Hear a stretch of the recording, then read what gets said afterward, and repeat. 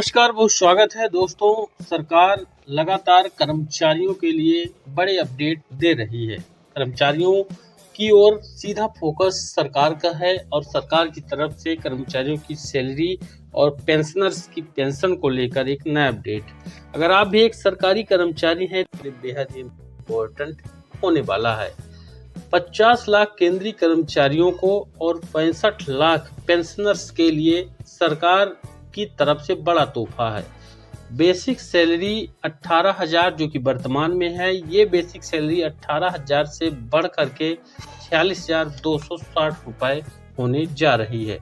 इसको लेकर हमारे पास लेटेस्ट और ताज़ा अपडेट है। 8वें वेतन आयोग को लेकर यह अपडेट पूरा रहेगा। सैलरी बढ़ोतरी का 50 लाख केंद्रीय कर्मचारियों और 65 लाख पेंशनर्स की मौज। बेसिक सैलरी 18,000 से बढ़कर 46,260 रुपए होगी।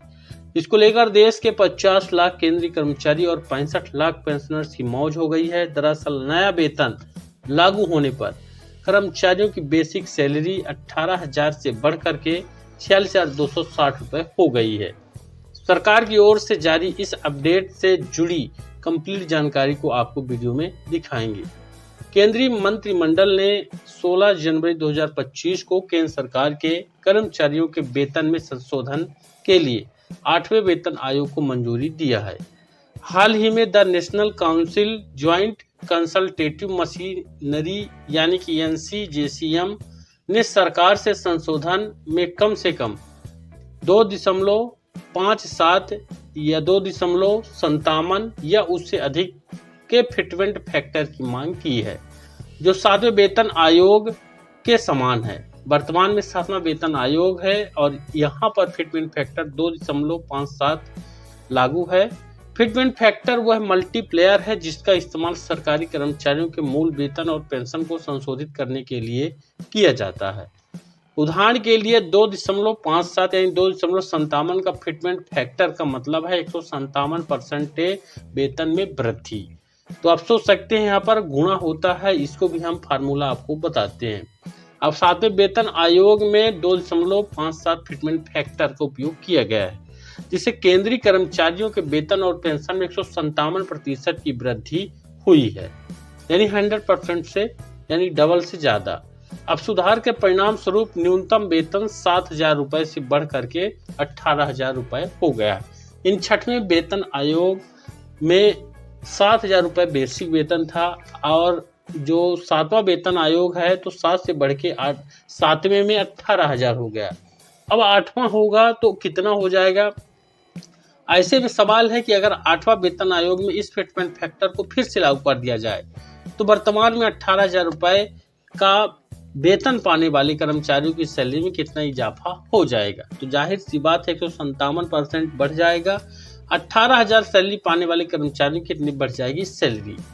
गौरतलब है कि अगर NCJCM की मांग मान लेती है सरकार तो वर्तमान न्यूनतम वेतन 18,000 रुपए प्रति महीने से बढ़ करके 46,260 रुपए हो जाएगा। इसके अलावा 9,000 रुपए प्रति माह की न्यूनतम पेंशन बढ़कर 23,130 रुपए हो जाएगी, यानी 9,000 रुपए जिनका बेसिक सैलरी है पेंशनर को, उनका 23,130 रुपए की बेसिक सैलरी हो जाए, बेसिक पेंशन हो जाएगी। अब मीडिया रिपोर्ट के अनुसार 8वें वेतन आयोग के तहत 2.86 यानी 2.86 के फिटमेंट फैक्टर की मांग की गई थी। हालांकि पूर्व वित्त सचिव सुभाष गर्ग ने इसे मांगने जैसे बताया है, चांद मांगने जैसा बताया है और साथ ही उन्होंने लगभग 1.92 यानी 1.92 फिटमेंट फैक्टर सुझाया है।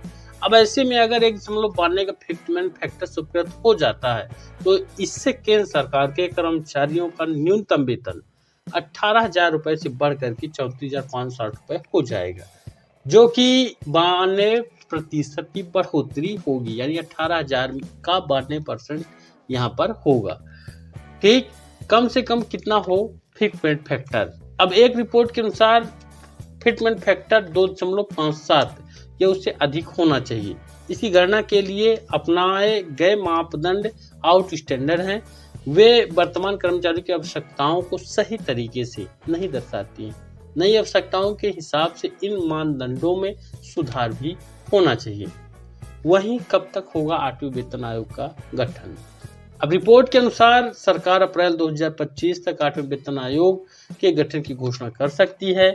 अब इसके लिए केंद्र सरकार आयोग के चेयरमैन और अन्य 2 सदस्यों के नामों का ऐलान कर सकते हैं। आयोग के गठन के बाद सिफारिशें लागू होने में लगभग 1 साल का समय लग सकता है। यह कर्मचारियों को लेकर सबसे नवीनतम अपडेट है। वीडियो को ज्यादा से ज्यादा लाइक और शेयर जरूर करें। चैनल पर नए हैं तो सब्सक्राइब भी जरूर कर लें। धन्यवाद।